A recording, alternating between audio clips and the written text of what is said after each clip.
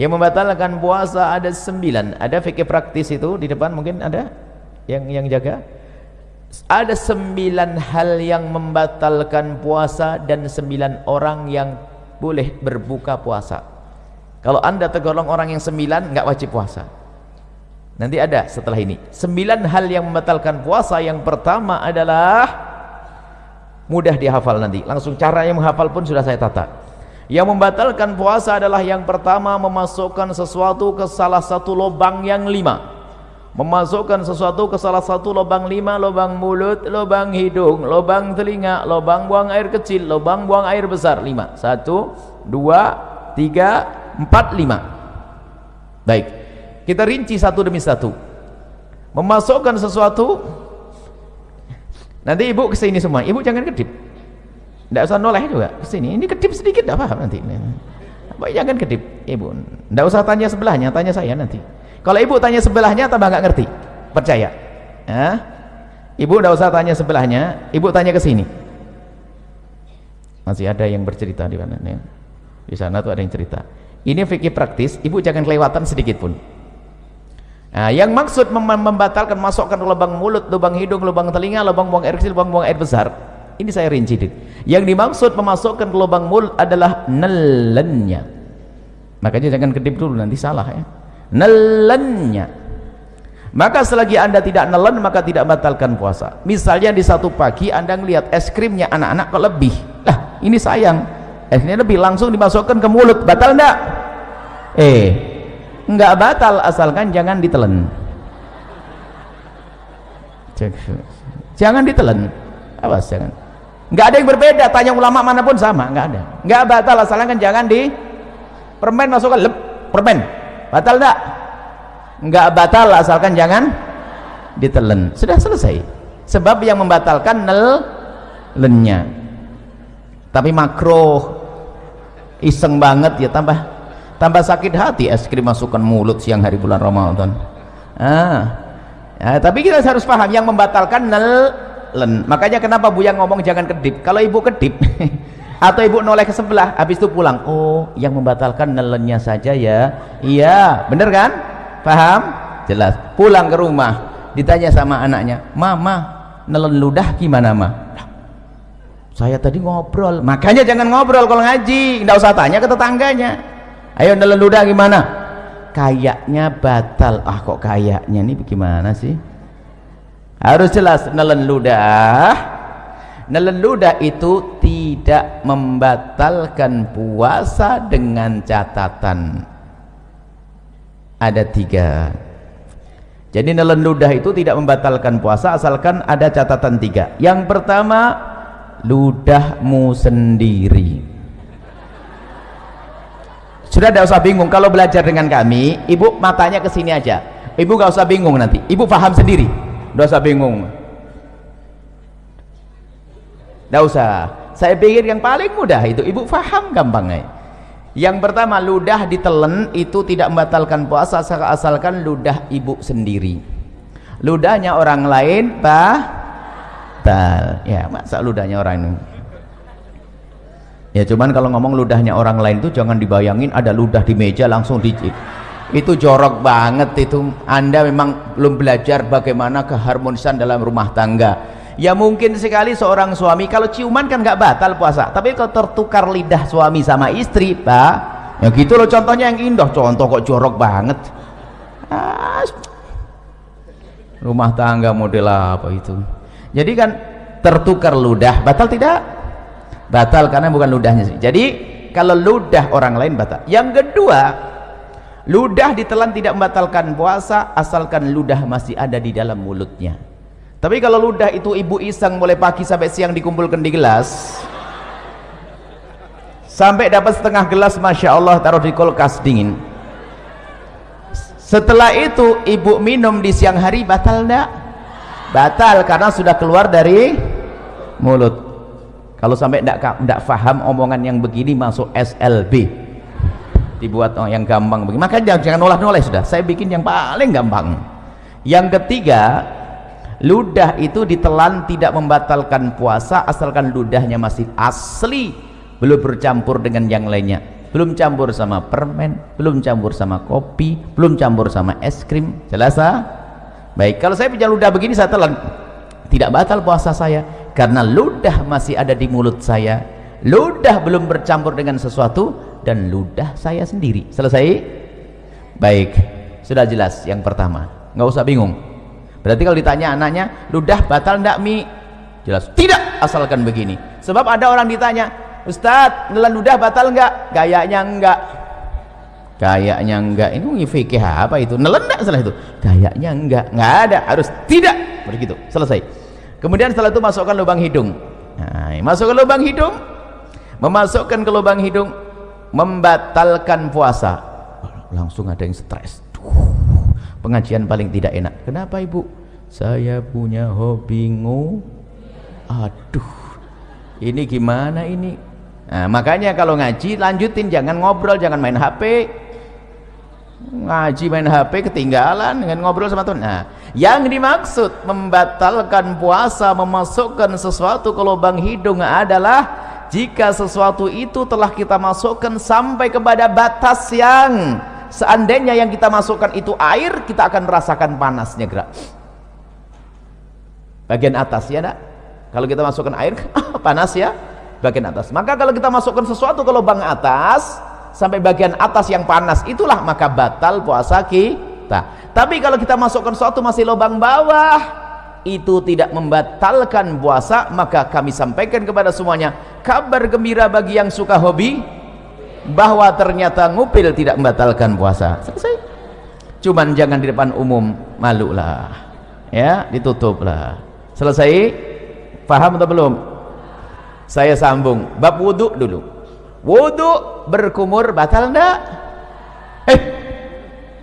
Ibu kumur, ya Allah, ibu ini baru ustadznya belum pindah. Ibu kalau berkumur batal enggak? Nah, asalkan airnya jangan di gitu aja kok pusing nih, ngapain sih ngajinya bagaimana ini?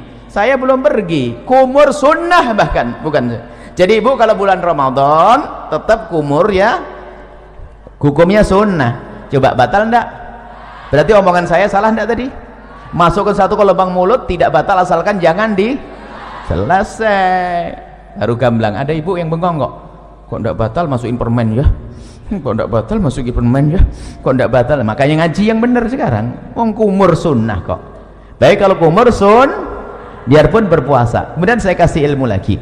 Kalau anda lagi berkumur di bulan Ramadan, kemudian sudah anda buang airnya, maka anda jangan ragu lagi. Biarpun ada rasa dingin-dingin itu dimaafkan. Asalkan waktu anda membuang air kumur tadi, anda buang 100%. Nggak ada yang ditahan sedikit pun. Kalau ada ditahan batal. Tapi dibuang, sisa dingin itu nggak ada masalah. Pasti ada sisa dingin karena apa? Air. Selesai ya? Sama di dalam berwudu istinsak, memasukkan air ke dalam hidung ya sekedarnya, jangan sampai ke derajat tempat yang panah. Itu adalah tidak membatalkan, hukumnya tetap sunnah. Baik, kalau masukkan untuk kumur sunnah, tapi masukkan es krim makruh, tapi sama-sama tidak batal puasa. Masukkan es krim makruh, asalkan jangan ditelan, tidak batal. Masukkan kumur air wudu sunnah. Baik, apa perbedaannya dua-duanya? Kesamaannya sama-sama tidak batal, perbedaannya kalau kecelakaan. Jadi begini ibu, kalau ibu lagi berkumur wudu, tak taunya ada petir jeder begitu kok ketelen, itu rezeki, nggak batal. Karena apa? Ibu menjalankan perintah lalu ketelen. Diperintahkan, sunnah itu kan diperintahkan, paham ya? Tapi masukkan es krim diperintahkan enggak? Nah, berbeda kalau ibu lagi main-main rapkan ilmu, kata Buya nggak batal masukkan es krim. Baru masukkan es krim, nginjak kucing digigit, ketelen, batal. Main-main ngapain es krim masukin mulut? Jelas ya? Baik, ini yang pertama, masukkan mulut, lubang hidung, selesai. Masukkan suatu ke lubang telinga. Lubang telinga bagian mana sih? Lubang telinga itu bagian dalam. Bagian dalam bagaimana? Bagian dalam lubang telinga itu yang batal kalau kita masukkan sesuatu ke lubang tersebut. Lubang dalam adalah lubang yang tidak bisa dijangkau oleh jari kelingking ini. Tapi kalau masih kelingking begini, ini luar. Kalau anda begini kan gatal, anda korek dengan jemari kelingking, tidak batal. Tapi kalau pakai korok kuping masuk ke dalam, batal. Selesai. Ini dalam madhab kita Imam Asy-Syafi'i radhiyallahu ta'ala anhu. Baik, selesai. Lubang depan, lubang belakang. Mohon maaf, ini majelis mulia, agar tidak dirubah menjadi majelis guyonan, kami himbau kepada para asatidz sekalipun, kalau masuk wilayah-wilayah seperti ini harus waspada. Sebab kalau majelis dijadikan majelis guyonan, akan dicabut berkahnya majelis. Memasukkan suatu ke lubang depan, misalnya seorang laki-laki, mohon maaf, lubang kemaluannya ditetesin air, batal. Atau seorang ibu pakai obat, dimasukkan obat ke dalamnya, obat anti keputihan segala macam, batal. Atau mohon maaf nih, seorang wanita di saat hendak mensucikan diri dari bekas buang air kecil, maka wahai para wanita, hendaknya cukup digosok dengan perut jemari ini. Kalau digosok dengan perut jemari ini sekuat apapun, maka ini masih bagian luar dan tidak batal. Tapi kalau mohon maaf, kalau jemari yang dibelokkan begini masuk ke wilayah dalam, batal puasanya. Maka Allah sudah maha tahu cara mensucikan, cukup dengan perut jemari, tidak usah kena ragu-ragu. Ini biasanya santri yang setengah ngajinya itu ragu-ragu, kena was-was, pengen dimasukkan ke dalam, batal puasanya dan bikin penyakit kotor. Cukup dengan perut jemari, sekuat apapun ini bagian luar, asalkan dengan perut jemari, dibersihkan dengan perut jemari, itu bagian luar, tidak batal puasanya. Jangan sampai gara-gara dengar omongan saya nanti pada nggak bersih diri dari buang air kecil, kacau nanti. Bersihkan dengan perut jemari, selesai. Kemudian untuk lubang belakang sama, bersihkan dengan perut jemari. Kalau ada dibelokkan begini, batal, dimasukkan dengan perut, dengan jemarinya. Selesai, itu yang pertama. Yang kedua, yang membatalkan puasa adalah muntah dengan sengaja. Muntah dengan sengaja. Kalau orang muntah tidak sengaja nggak batal. Hamil muda muntah, naik kendaraan mabuk muntah, tiba-tiba masak sesuatu bau muntah, nggak apa-apa, nggak batal. Yang membatalkan muntah dengan sengaja, digorok perutnya, muntah, atau mencari bau yang paling nggak enak biar keluar, biar muntah. Kalau dengan sengaja tapi kalau tidak sengaja tidak batal. Dengan catatan, ini catatan ini umum, secara umum, asalkan habis muntah yang tidak sengaja tadi, jangan nelen ludah sebelum berkumur. Kalau nelen ludah habis muntah, ludahnya ditelan, batal puasanya. Kenapa begitu? Ini pemahamannya kembali yang pertama tadi. Muntahan dari dalam perut kita itu najis lewat tenggorokan ke mulut. Berarti mulut kita kenapa? Kena najis. Najis itu cara mensucikannya dengan air, bukan dengan ludah. Maka kalau kita meludah 1000 kali biarpun mulut bersih, tetap najis. Maka cara membersihkannya mulut yang terkena najis, cukup ambil air bersih seperti ini, umur, selesai. Maka bagi yang kok muntah tanpa sengaja di siang hari, maka bulan Ramadan, maka bergegaslah mengambil air, jangan telan ludah dulu. Kalau memang meludah, dibuang ludahnya sampai ketemu air, berkumur. Setelah anda kumur sekali, boleh setelah itu ludah ditelan. Kenapa? Karena ludah ditelan menjadi batal puasa kalau habis muntah tadi sebelum berkumur, karena ludahnya sudah tidak murni lagi kayak pertama tadi. Ingat, karena ludah sudah bercampur dengan najis. Selesai ya, mudah dihafal. Yang pertama masuk ke satu lubang 5, yang kedua adalah muntah dengan sengaja, mirip muntah dengan itu satu paket. Kemudian yang kedua dan yang ketiga, yang ketiga dan keempat yang membatalkan puasa, yang ketiga adalah berhubungan, bersenggama biarpun tanpa keluar air mani.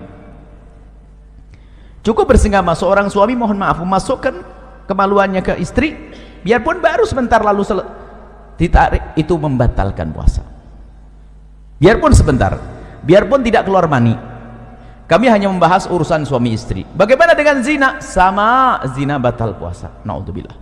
Menggauli kambing batal puasa. Cuman tidak dibahas di sini karena apa? Ya itu orang-orang bukan ahli iman itu, ya enggak? Kita bicara yang halal. Memasukkan bersenggama biarpun tanpa keluar mani, senggama yang sengaja. Ukuran membatalkan bagi seorang suami sederhana. Mohon maaf ini majelis mulia, Jika seorang suami sudah memasukkan semua wilayah kepalanya saja ke wilayah wanita, batal puasanya. Tidak harus semua batang kemaluannya, tapi cukup kepalanya saja sudah batal. Awas, ini harus paham di sini, hati-hati. Kemudian bagi seorang wanita berbeda. Kalau wanita tidak harus semua kepala kemaluan suami, tapi cukup kemasukan sedikit saja sudah batal. Kemasukan sedikit sudah batal. Masuk bab yang pertama tadi. Masuk yang pertama tadi, membatalkan suatu, masukkan suatu dengan sengaja. Maka saya ingatkan balik yang pertama. Mohon maaf, wahai para wanita, dicium suami tidak membatalkan puasa. Seorang suami, mungkin suamimu adalah orang yang sangat genit, sering cubit-cubit, gak batal puasa. Termasuk jika suamimu memegang wilayahmu, wahai para wanita, tidak batal puasa. Dengan catatan, asalkan jemarinya tidak dimasukkan. Kalau jemarinya dimasukkan dan anda membiarkan, batal puasa anda. Mohon maaf, ini majelis mulia, tolong diangkat wibawa supaya tidak jadikan bahan guyonan. Kemudian setelah itu, yang ketiga kan bersenggama biarpun tanpa keluar mani. Yang keempat adalah keluar mani dengan sengaja biarpun tanpa senggama. Keluar mani dengan sengaja, mohon maaf, naudzubillah, mungkin dengan onani, dengan apa, sengaja mengeluarkan mani, maka batal puasanya. Tapi kalau keluar mani tanpa sengaja, tidak batal puasa. Mungkin seorang lagi tidur di siang hari, ternyata mimpi basah, dilihat ada air mani, maka tidak batal puasanya. Selesai. Jadi keluar mani tanpa sengaja, biarpun tanpa senggama. Selesai. Dapat berapa? 4. Sekarang 5, 6, 7. Biar ngafalnya gampang. 5, 6, 7, haid, nifas, melahirkan. Satu paket. Haid, nifas, melahirkan. Seorang wanita lagi puasa jam 5 sore keluar darah haid, batal puasanya. Seorang wanita yang ahli ibadah biarpun hamil tua tetap puasa. Setelah puasa di hari itu jam 4 sore bayi lahir, batal puasanya. Melah ya nih. Yang pertama adalah haid, yang keempat 5 haid, 6 nifas, 5 melahirkan. Hafalannya harus jelas ini ya. Melahirkan bayi atau bakal bayi. Tolong diingat kalimat bakal bayi di sini. Bayi atau bakal. Kalau bakal bayi itu apa? Keguguran. Jadi kalau keguguran batal enggak? Batal enggak? Hah? Iya, jangan kaget, digituin saja sudah berubah. Kan sudah ngomong bayi atau bakal bayi. Kalau kata bidan, aduh sabar, berarti batal puasanya. Selesai? Dapat 7. Yang ke-8 sendiri. Yang ke-8 adalah hilang akal. Hilang akal. Hilang akal ini ada 3 martabat. Ada 3 model. Yang pertama adalah gila. Gila. Kalau ada orang gila, saya tidak bisa nyontohin. Gila itu gimana? Gila, misalnya lagi ngobrol begini kok tiba-tiba gila, batal puasanya. Biarpun gilanya sebentar. Lagi ngobrol tiba-tiba gila sebentar, batal puasanya. Gila membatalkan puasa. Hilang akal martabat yang kedua adalah pingsan. Hilang akal tidak pingsan? Pingsan membatalkan puasa kalau pingsannya itu sehari penuh. Habis sahur pingsan, sadar-sadar isya. Puasanya batal. Karena apa? Pingsannya sehari ini kebalikan dari gila tadi. Tapi kalau kita pingsan kok sempat sadar di siang hari biarpun sebentar, puasanya sah. Contoh, pingsan habis sahur, tak taunya bangun-bangun zuhur, kaget lihat matahari, pingsan lagi dia sampai isya. Puasanya sah atau tidak? Sah atau tidak? Sah, karena sempat sadar biarpun sebentar. Selesai. Hilang akal yang ketiga, tidur. Tidur ini tidak membatalkan puasa biarpun tidurnya sehari penuh. Habis sahur tidur, bangun-bangun isya. Bukan kerbo ini. Kalau kerbo masih suka bangun itu. Kalau ada orang tidur yang kayak begini, tidurnya apa nggak tahu. Bangun habis sahur, tidur, bangun-bangun puasanya sah atau tidak? Sah atau tidak? Ya sah lah bu. Ini kan bukan bab sholat ibu, ini bab puasa. Kalau bab sholat lain cerita nanti ya. Lah kalau orang tidur beneran ya sholatnya nggak dosa kok. Orang tidur tuh termasuk udurnya sholat kok. Cuman ya keterlaluan, masa ada orang tidur kayak begitu. Baru sholatnya dikodok nanti. Tapi yang nggak sah itu sengaja, saya mau tidur nggak mau sholat. Nah ini nggak bener. Orang namanya tidur, ada tidur berapa tahun, 350 tahun ada kok, ya kan? Baik, jadi tidur tidak membatalkan puasa. Sama-sama hilang akal ya, harus paham. Hilang akal ada 3 model. Yang ke-9 adalah murtad. Murtad itu misalnya mengatakan Nabi Muhammad bukan Nabi, atau ada Nabi setelah Nabi Muhammad, atau Quran bukan wahyu dari Allah, atau merendahkan syiar, merendahkan azan, merendahkan puasa, merendahkan haji, merendahkan surga, merendahkan neraka. Itu murtad, keluar dari iman. Kalau orang murtad langsung batal puasanya. Saya urai dari yang pertama. Setelah itu jangan mikir lagi setelah itu apa yang membatalkan. Yang membatalkan hanya 9. Yang pertama masukkan suatu ke lubang 5. Kedua muntah. Seiring ya, muntah huruf usar masih di sini kan, lubang 5 kan sini 1, 2, 3, 4, 5, muntah masih di sini. Yang kedua muntah. Yang ketiga dan keempat bersenggama dan keluar mani. Bersenggama tanpa keluar mani. Yang keempat keluar mani biarpun tanpa senggama. Hafal? Hafal belum? Kalau tidak hafal dah dilanjutin ini. 5, 6, 7 haid, nifas, melahir. Yang ke-8 hilang akal. Selesai. Hilang akal ada 3 model. Yang ke-9 apa? Murtad. Selesai, jangan mikir lagi setelah itu. Nah, kalau nanti ada yang bertanya, yang jawab temannya. Baik, saya coba, saya uji, saya tes.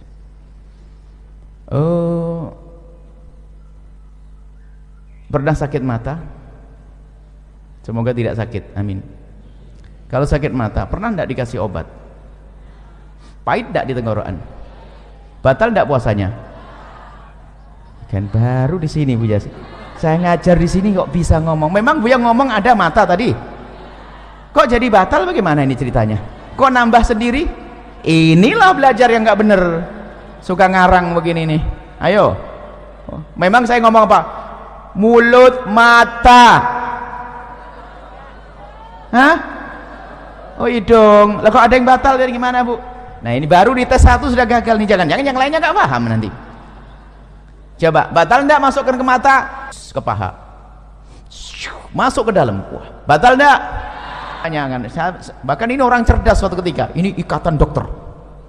Ikatan dokter kalah sama Anda. Tiba-tiba, Buya, hukumnya cabut gigi siang hari bulan Ramadan batal enggak? Batal enggak coba? Gigi. Asalkan giginya jangan. Lah kok bingung gitu aja. Asal giginya jangan ditelan. Selesai. Kemudian ada lanjutannya, tapi Buya kan nanti darahnya terus ngalir akhirnya masuk ke dalam mulut. Berarti kamu takut ketelan darahnya kan? Iya Buya. Kalau begitu jangan cabut siang. Selesai. Tapi kalau selesai kok pusing. Belajar kok setengah-setengah. Makanya kalau ngaji itu yang bener. Ngaji ngantuk. Nah, jelas ya?